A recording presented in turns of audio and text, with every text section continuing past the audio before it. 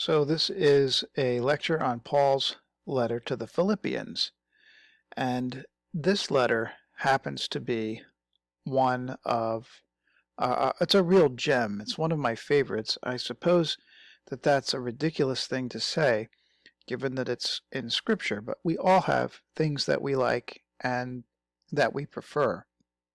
Certainly, this is one of them. For Philippians has this whole inner trope of joy even in the midst of sincere difficulty.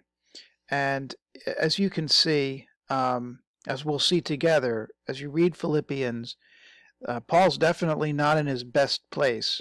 And so we're going to talk about this little letter, a real gem in the New Testament. Notice how he begins: Paul and Timothy, servants of Christ Jesus, to all the saints in Christ Jesus who are in Philippi, and with bishops and deacons, grace to you and peace from God our Father and the Lord Jesus Christ. So he's writing here to the town of Philippi. And Philippi is located right there. You can see it's in the Aegean Sea. Just to the north here is the other places in Europe.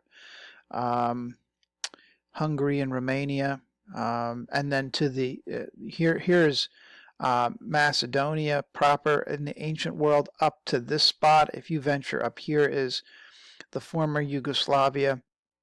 So Philippi is in this interesting place. Let's see, I don't have Athens listed, but here's Athens, and here's Corinth. Now, this area of the world, you can tell by this map, it's really mountainous and the terrain is difficult.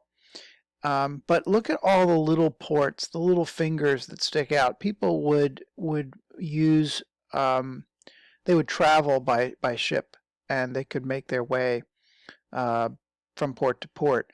The other way that they would travel is on the Via Egnatia. Here is a picture of the ancient forum of Philippi, and the road that connects Philippi with the rest of the Roman world. This one, the Via Egnatia. This is not one of the pictures of a road that Paul may have traveled, but really this is the road Paul traveled. You can see the ruins, of course, but the remnants of the giant stone slabs, and the mountains all furnish this stone in abundant supply. Here is the excavation of one of the places. They believe that Paul was imprisoned here, and maybe it's a good idea to check back and look at where we get that evidence from. If you look back to Acts, we're going to get back to Acts, and we're going to look at chapter 16. This is where Paul, Paul will first engage the Philippians. Here we have Paul and Timothy, and as they go from town to town, he makes his way and finds himself in Philippi. Now, Lydia is an interesting person. We talked about her, and I suppose that she was a wealthy woman because of the way that she is characterized here. So one of the people I'm reading right now suggests that she is a freed slave. I'm not really sure I buy that, but nonetheless, it's something that I'm reading right now, so it pops into my head. So she is a convert, and she is the one who ends up hosting. And while going through, of course, the story of how Paul exorcises the demon from a slave girl, this story rubs against the grain of a lot of sensibilities in the ancient world that may not pop into your head right away. For instance, the whole notion of how a slave girl is it's kind of apparent how a person might bring their owner a great deal of money. But slave practices were interesting because owners could give slaves a great deal of money so that they in turn could make money. The peculium was a sum of money granted to a slave so that they could further invest it and make more money. From that money, a slave could put it away, could actually have a savings account to pay for their manumission. Whether this slave girl was doing that or not is unclear, but Paul definitely steps outside the norms and impacts these owners. And so Paul and Silas are arrested and dragged into the marketplace. The authorities put them in. This is where, after they're beaten, they're in the stocks. And of course, all this happens and they don't realize that Paul is a Roman citizen. That's kind of like the trump card that gets played in the narrative. And so, anyway, that story from the book of Acts and Paul's imprisonment, this is supposed to be the place where Paul and Silas were held. That's, very difficult to judge because this site would have been corroborated a very long time after Paul had been there. This could definitely be a jail in Philippi, but whether it's the space where Paul was kept, I think, is a matter of dispute. So that's for this picture. And now let's turn to the text itself. And so right away, if you look at the text from Philippians 1, Paul claims authorship. And this opens us up to a little bit of the historical situation. Paul shares some autobiography in chapter 3.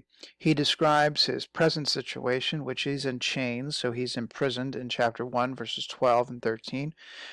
And then Paul refers to the gifts that he's received in chapter 4, verses 15 and 16. All of this, of course, implies for Paul that he is in a state where he does not have freedom on his own. So that's an interesting kind of thing to wonder.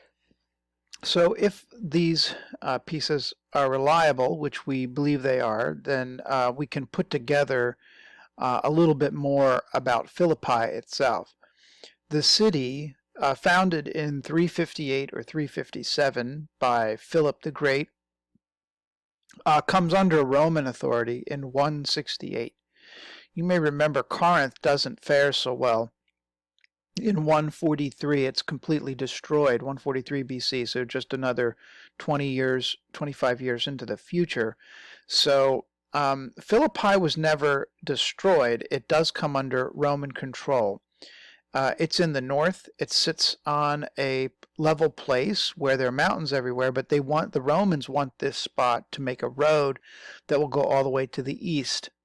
That road is to go to Parthia, and they're trying to get really to as far as Alexander the Great got, and they never could do it. It is, according to the ancient geographer and historian Strabo, Philippi is a very fertile region, lots of natural springs. It gave up a lot of gold, apparently, and there were some mines close by for the imperial mint. So that probably gives quite a bit of allure to the city. It's a place where Brutus and Cassius, Caesar's assassins, were killed, and this was, of course, the prelude to Antony's downfall. However, Mark Antony is the chief architect of this, along with Agrippa, Octavian's right-hand man and general.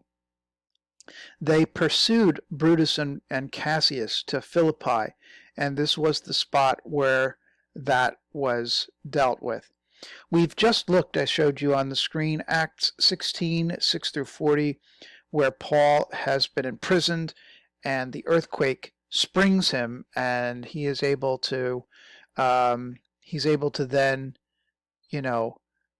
make some converts. Now, this begs the question about where Paul writes from. Is he writing from Rome? Now, let me show you why people will. Of course, you've probably read Philippians in advance of this video. If you haven't, that's one thing to do. Stop here and go ahead and read um, to read the text for yourself. But toward the end, there's this interesting comment that Paul makes after he moves through his main argument. Greet every saint in Christ Jesus. The friends who are with me greet you. All the saints greet you, especially those of the emperor's household. That is hilarious, isn't it? Those of the emperor's household. So what does that mean? The emperor's household could refer to any number of places that that had jurisdiction for the Roman Empire, and so one of those places could be a jail, it could be a praetor's house or a consul's place or something like that. The emperor's house, the Praetorian Guard, had places designated in every Roman colony, and Philippi was a Roman colony. This is an important point. The status of a colony was really something that places coveted, because then they were relieved of tax burdens. They didn't have to pay imperial taxes like places that were not colonies but rather provinces. And provinces bore the brunt of Rome's taxation practices. It's unclear how draconian those methods of collection were. Of course, when you study the Gospels, tax collectors are equated with sinners, so that should give you some idea. In any case, does this mean that Paul was in Rome? Or could it be that Paul was in a number of other places when he says all of those, with that sarcastic tone, all of those of the emperor's household greet you? He could be in Rome. There are two other possibilities. One is Ephesus. There is evidence that suggests that Paul was held in Ephesus based on his time in Ephesus. You remember the issue with Demetrius and the silversmith in Acts, where Paul could have been imprisoned for a time. That's one attractive location. And then the other is Caesarea, which is in Judea. You remember, or actually it's north in the Galilee region, but you will remember that Paul is imprisoned here for 2 years awaiting trial, and then he finally says that he wants to demand to see the emperor. So which one seems more likely?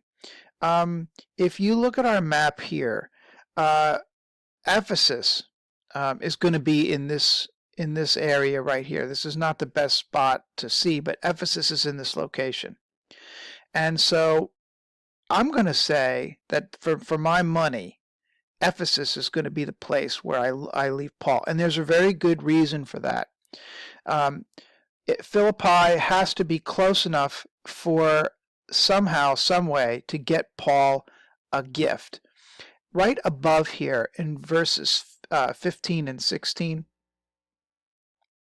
you Philippians indeed know that in the very early days of the gospel, when I left Macedonia, no church shared with me in the matter of giving and receiving, except you alone. For even when I was in Thessalonica, you sent me help for my needs more than once. Not that I seek the gift, but I seek the profit that accumulates to your account. So he's thinking in banking terms for spiritual blessings. And then he received the gift from Epaphroditus, a fragrant offering acceptable and pleasing to God. Now that means that Epaphroditus, and you may recall that he almost dies in this exchange, he has to be close enough to get it to Paul. Rome is far from Epaphroditus, and so is Caesarea. So a lot of scholars will posit that Ephesus is the logical location for Paul's imprisonment, and Paul is in prison when he writes this letter. So that's what Caesar's household means, and that's probably where Paul writes from. So we're going to keep moving in the next video to talk through the text itself. Thanks for listening. Leave a comment about what you learned.